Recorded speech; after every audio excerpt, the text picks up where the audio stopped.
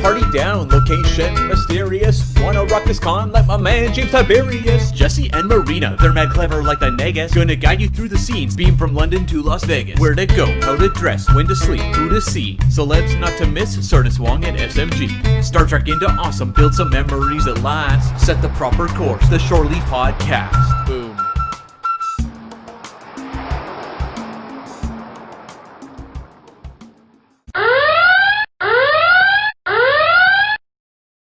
Hey everyone, welcome to Shore Leave, your Star Trek Convention Community Podcast. My name is Jesse Okendo. And I'm Marina Kravchuk. Hey Marina, and today we have special guest Dan Deevey. Dan, why don't you introduce yourself a little bit? Hello, it's great to be here. Good to see you guys. I'm Dan Deevey from Guys Say It With Me. All right. GaaaysInSpaaace. I can never do the multiple A's. I'm so sorry. Yeah, I am terribly bad. I'm sorry.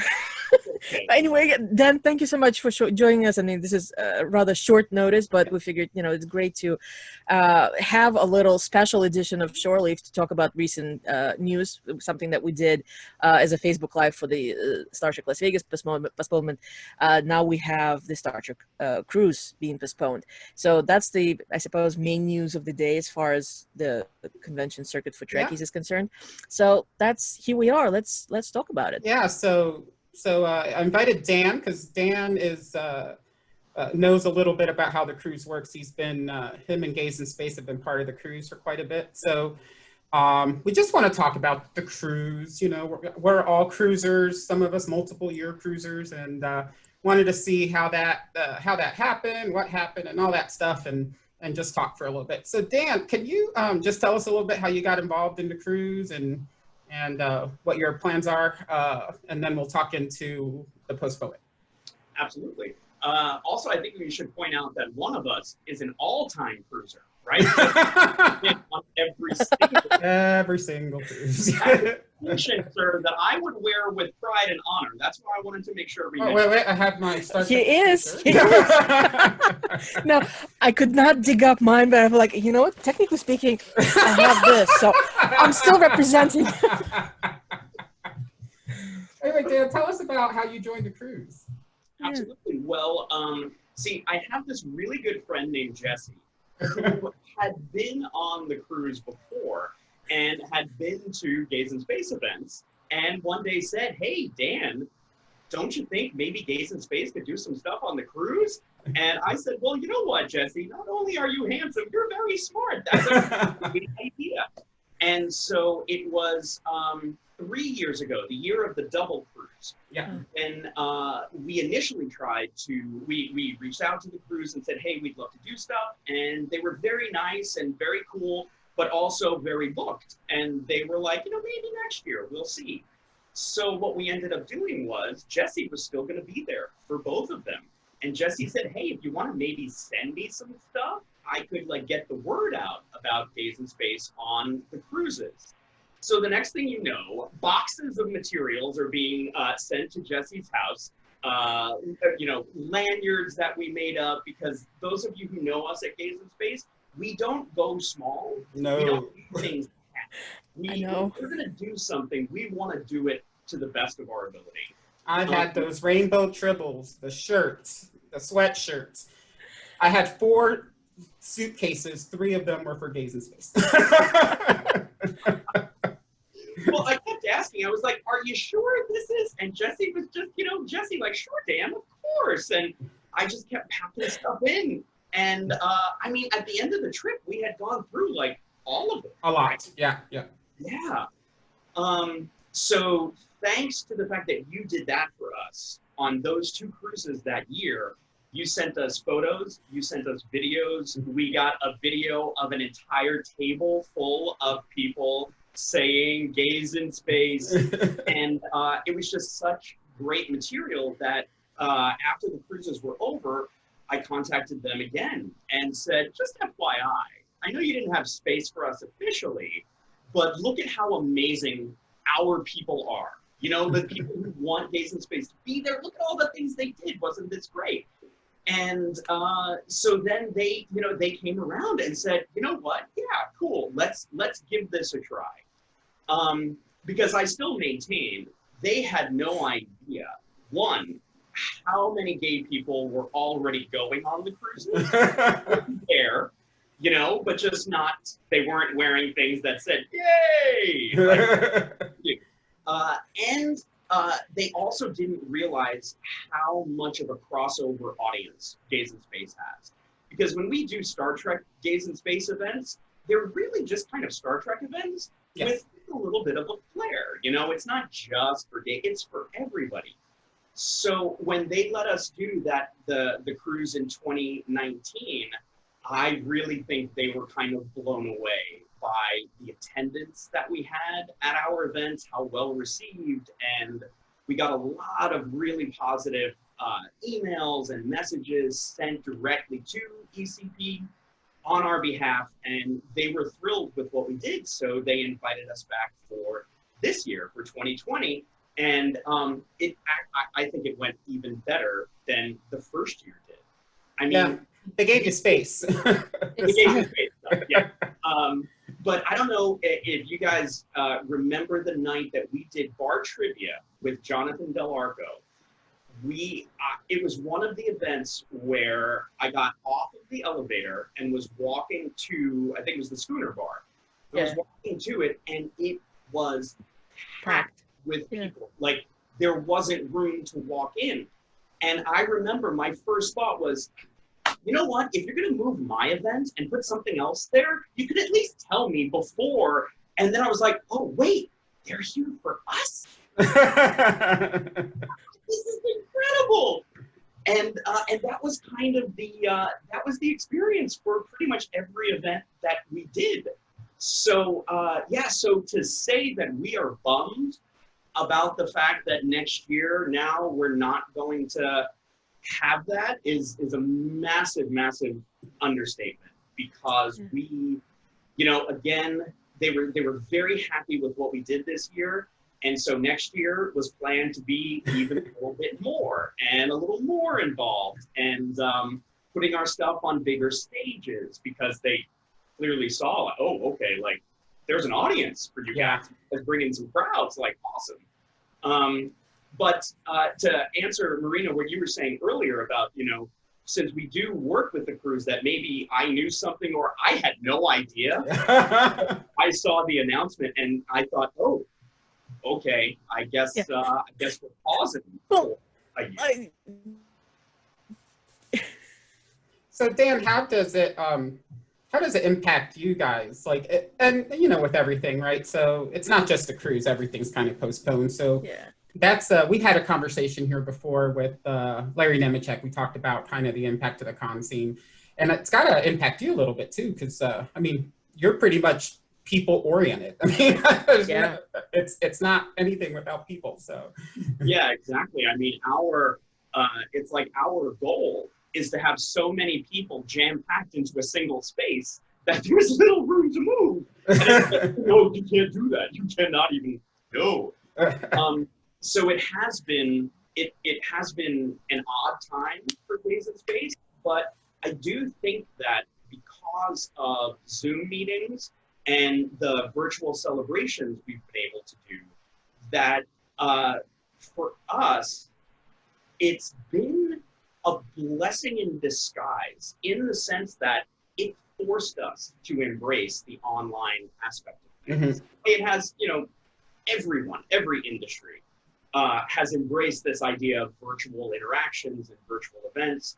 And so it has connected us to audience members that we never would have met had we just been doing in-person events. I mean, the night that we had Kate Mulgrew and Bob Pardo, we had people from Ireland, from Tokyo, from Australia, from New Zealand, from Britain, all over the world. People were staying up until 3, 4 in the morning, their time, so that they could be in this Zoom virtual celebration.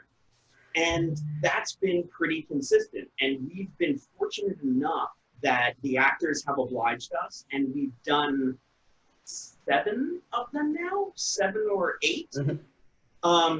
And they've all been these pay what you can type of situations, which has also worked out super well because now everybody can join. It's $1, and we ask people to spend $1 so that we can confirm identities, so that when people are in the Zoom chat, we know who's there.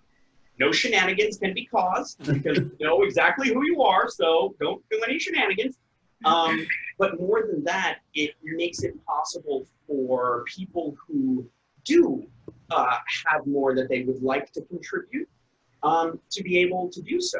And the people who maybe don't can just spend the $1 and they enjoy it just as much as everybody else. So I think it's definitely been a challenge for us, but we've learned a lot about what Gays in Space is capable of doing and, you know, what we can accomplish because of necessity. Yeah, and I think it's important to mention that, like, your organization it's nonprofit. Like, we're not making money off of this. We're just paying.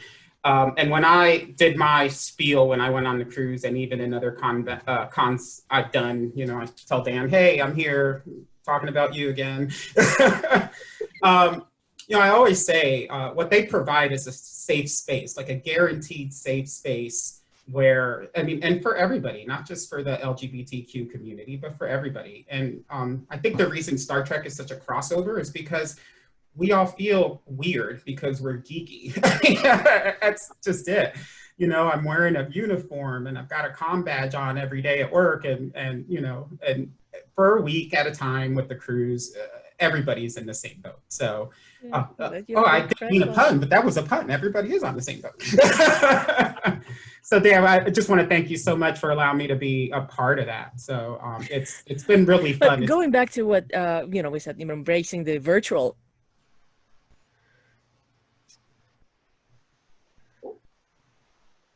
Hold on, Marina, you're breaking up. Yeah, can you hear me now? There you go. I think yeah. No, it seems that my sound froze over. You kept talking, but my stuff was not going through for some reason. My apologies. Yeah, we'll sorry. Go ahead. Yeah. All right. So please finish what you're saying. So, you know, to thank Dan. And I was just talking to you. Oh, I don't know what I was talking about. Oh, I said, oh, Dan, thank you. Thank you for letting me be a part. It's been a lot of fun. Yeah. Now, I was going to say, if going back to what Dan mentioned, you know, now that everybody has to embrace the virtual component of this existence, it is certainly a workable solution for convention scene, for this sort of events where we need people together, but at least we can communicate via computers. It's problematic when we're talking about the cruise, because obviously cruise cannot be done via Zoom, unfortunately. So this is an odd situation where I believe it's not an unexpected thing. I mean, we're already in the end of July, so people kind of got inured to this, okay, another postponement, another cancellation, and now the change to be made to plans that have been made months in advance, unfortunately. So here we are. I mean, do you want to just talk about just generally what we know about the cruise? Because so far it is very limited information, but we do have information from ECP already. So they've come prepared when that email shot out to everyone. So we know that it's obviously different dates. I do have it open here, so I can say it's February 26th through March 5th of 2022. Quite a while away from now. But interestingly enough, it's also a different port. It's now Port Canaveral rather than Port Miami. It's a different ship, which I looked up. Mariner of the Seas was renovated not so long ago. So it's a good ship, news, I suppose. Yeah, we're getting and I think 2018, 2019, something like that. They had a sizable renovation, and of course we have new ports. And also good news so far. It seems that pretty much all the celebrities that they announced during this year's cruise have said that they will come. So I don't know. It's odd. I mean, it's not like Star Trek Las Vegas. Like I said, you know, if anything, stuff can move online. But here we are with the cruise, kind of hoping that this whole thing is going to get resolved by 2022 for sure. Well, and kind of hoping by the end of the year. And I opted to. So they gave you an option, you know, to just, you know, get your money back if you couldn't make the new date, which was great because not even. I hate to say it, but Creation didn't do that for STLV. They're like, oh, you're going to lose your seat, you know, kind of stuff. And I was depressed by that. So kudos to ECP for giving us our money back for those who weren't going to go. I moved my reservation over. And so I am going, hopefully, if nothing goes wrong between then.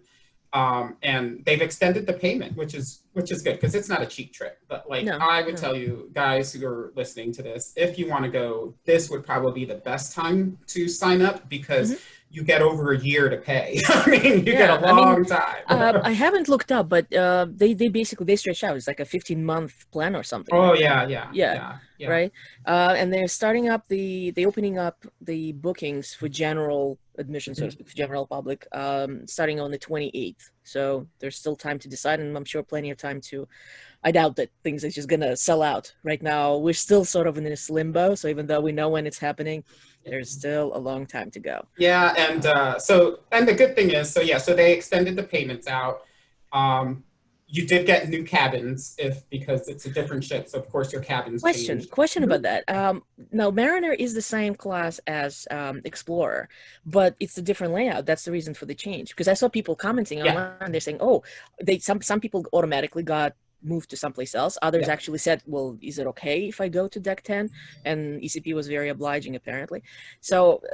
Is that the reason? It's a different layout, even though it's the same class. Yeah. So some of the cabins have the same number, just by happenstance, and then some don't. So basically, I think I'm in the same. My deck is probably the same because my room didn't.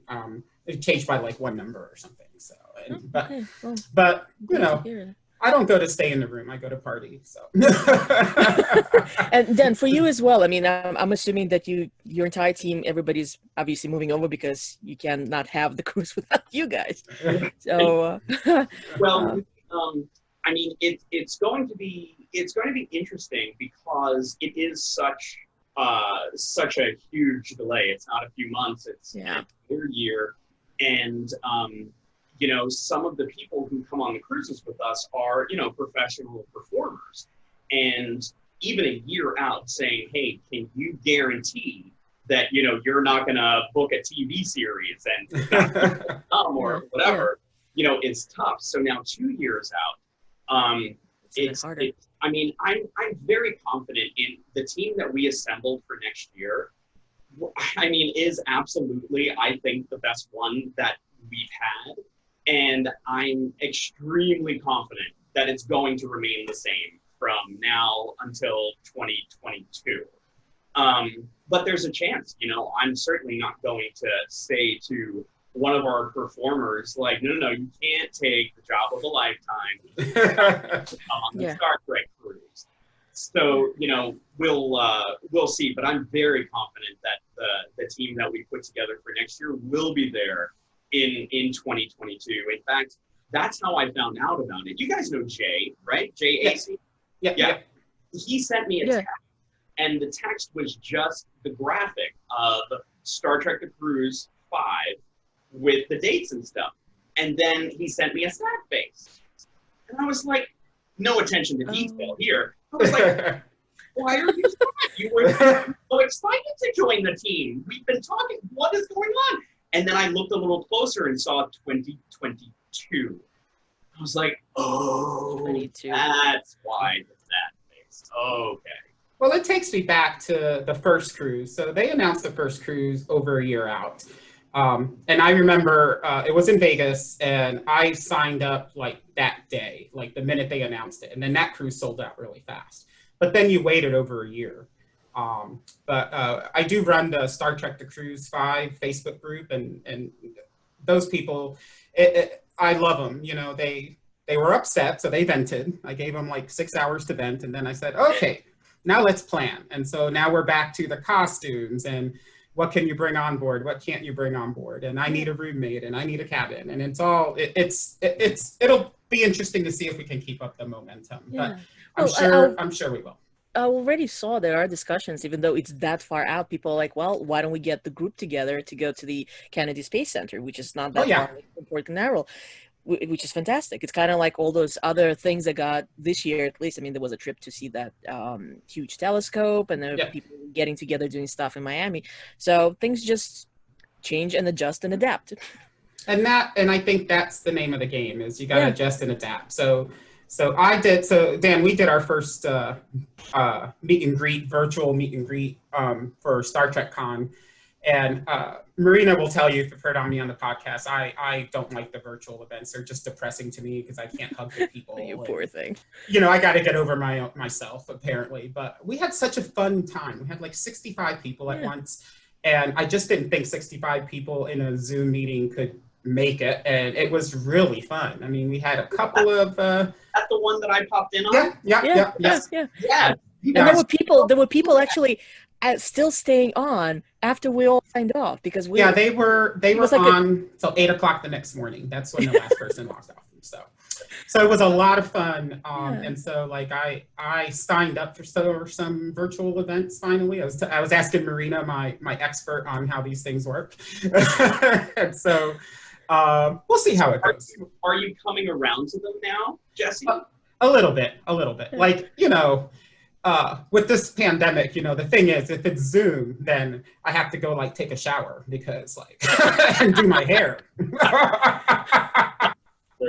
No, it is an adjustment, but at the same time, it's sort of we already discussed this in previous discussions that we had on this topic. It fits with the already existing online fandom that Star Trek has, so it's not that big of a stretch. Although having had the experience of going to actual conventions where you shake hands and you hug and you get the autograph while the person is sitting right in front of you, of course, it's not the same thing. Yeah. It cannot replace that same type of excitement. But at the same time, it's so much better than nothing. I mean, yeah. Unfortunate truth. So, but at the same time, and I had that discussion online with a couple of friends. I'm kind of hopeful that this virtual component, this virtual thing that you can do with Q&As with celebrities, etc., will stay on in some form, and whether the regular convention hosts will add this on to the regular convention or have it as a separate virtual event somewhere during the convention season.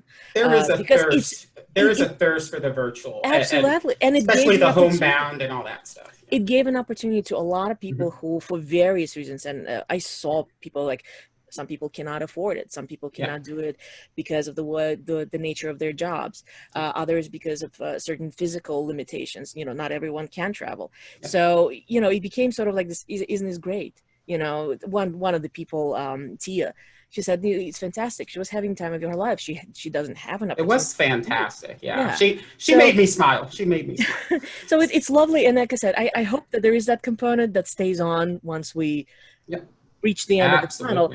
But, you know, as far as cruise is concerned, obviously if you don't have the cruise, you don't have the cruise. But we'll see how it goes. We'll see. I wanted to ask you guys, because if anyone knows the convention scene, it's you guys. You know it from not only the organizer perspective, but you know it intimately from the fan perspective. Yeah. And that question as to whether or not, you know, now that we know this is a thing, that is very satisfying to not only the people who would already go to conventions, but a whole new crop of people who hadn't been to conventions before. What will the lasting effect be on convention culture? Because now you also have celebrities who get to do their thing from home. Yeah. Without having all the hassle of the travel and the per diem and the did I get this or that, or it's so much easier and more convenient for them. I'm curious, do you guys think that this will signal kind of an end to classic convention culture and a transformation into where something has to be super duper special for an in-person thing to happen? Yeah. I think that the convention scene will shift to adding more virtual stuff down the road. I mean, San Diego Comic-Con does it, you know, started with doing some of their stuff and streaming some of their stuff. I don't think we'll see an impact in conventions once it's safe to be in groups again. I think humans are just human. A human wants to touch and see and feel and be there, and that's part of the human existence. So right now it's a little surreal to me. You know, like I turn on the you know, the apocalyptic movies on TV, and I'm like, oh my God, that's what we're doing. Like Watchmen, you know, they had the mask on in Watchmen the whole time, and I'm like, oh my God, we're the Watchmen now. So I think it's been surreal, and in my lifetime, I've seen just a lot of crap that I didn't think I'd see, but the generation before me and the generation after me will see their own things that's once in a lifetime. But I don't think that even me, I'm trying to organize like a get-together next year for the cruise people somewhere, because there's an itch there, you know, and if we're safe to get together middle next year, we will get together. So, but we are running low on time, so I kind of wanted to start wrapping up. So Marina, I'll let you wrap up. I see that Marina face up. I've got more to say. Well, first of all, just to add on, I absolutely agree. I think the convention scene has got to morph, because now there is the knowledge, and so there will be a demand for this type of convention experience. So is it going to be monetized? How the hosts are going to handle it? I mean, look at GalaxyCon. They really took the lead on this whole thing. So it will morph, but I don't think physical conventions can be replaced. I'm thinking I mean, I'm trying to remember. Somebody told me when, like, the first actual, like, Comic-Cons, in a sense, the conventions, people getting together because comics were the thing. This goes back decades and decades and decades, and here we are still. I mean, and now Comic-Con's morphed into this extravaganza of pop culture, including all the genres. So I don't think physical conventions, you know, things will obviously have to change because of the way things are right now.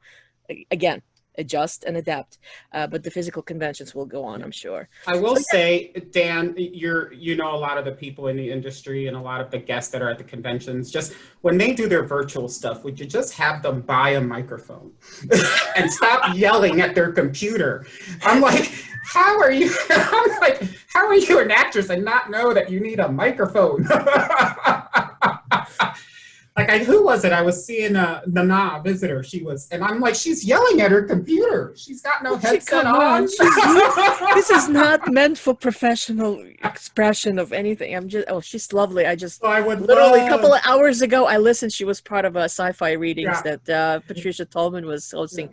And I'll take it any day. It's fun. It brings them down to us, right? It brings it, like, they are doing what they have to do to get out. Yeah. But exactly. I have to pick on them a little bit, because I'm like, you guys know about the booms and all that stuff. What do you can't just scream at your computer. Well, so certainly, I mean, it really levels the playing field as far as production value. Yes. Because you're right, like the panel that Nana did during virtual TrekCon with Amy and with Mary. There were issues with the sound, I believe, yes. I could barely hear her, and I thought, oh God, and it's just because, you know, like, as the actor, you hit your mark, you say your thing, and that's it. You're not supposed to know that you need the mic to be here or whatever. So this brave new world, I think, for everybody. I mean, the first time Colbert did an episode or Seth Meyers did an episode, their sound was no better than my sound was the first time GaaaysInSpaaace did one. And it's just like, how do you guys not? Oh, that's right, because this is brand new to everybody, and everybody. On the fly. Well, and they're probably being safe and not having someone come to the house, you know. Like, Ellen DeGeneres is my favorite in terms of being able to broadcast from home, because she's got it down. But you can tell some people had to sneak into her house to get that ready. So she's got the guy who just sits in the back in front of the window the whole time. but you know, Jesse, you're absolutely right about Nana. And in fact, her birthday is coming up. So I think I'm going to purchase a second and just send it to her. I think you should. Nothing but love. Nothing but love. Take care of every word you say. Well, tell her I love her, because every year on the cruise, she remembers me because of the GaaaysInSpaaace that first year. And so, like, every time I look at her, I'm like, oh, you remember me? And, you know, but I'm shy around the actors. Y'all know I'm kind of her cooking show on board. I don't know if you made out there or not. Is utterly brilliant. So those folks coming on, I'm sure she's probably going to be doing this again, because I'm told she's done it on previous cruises and it was very popular, and I can totally vouch it's absolutely brilliant. Nana's cooking show. Yep, and if you go on StarTrekTheCruise.com and look at their latest video, I will tell you, picking on another way I do, but she has a segment in there where she talks about the cruise, and you can feel that she loves the cruise. You can feel how she loves it. And every year that I see her, I get like, I don't know, it's between her, it's and Denise Crosby with the Mad Lib stuff she does. I mean, that makes my cruise. If it was just those two, I would be fine. So Yeah. And but at the end of the day, I mean, they all genuinely appreciate us, which Yeah. makes us, I mean, makes me to appreciate them even more for that kind of genuine attitude towards the fandom.